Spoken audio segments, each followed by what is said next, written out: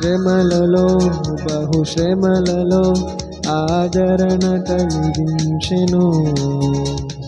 వాక్యమే కృపావాక్యమే నన్ను వీడని అనుబంధమై, నీ మాటలే చలధారలై సంతృప్తినిచ్చెను.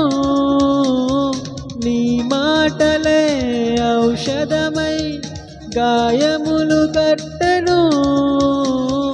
నీ మాటే మధురం కరుణించే యేసయ్యా, నీ కోసమే నా జీవితం, నిన్ను చూసే ఆశయం తీరాలయా, నిన్ను చేరే ఆ క్షణం రావాలయా.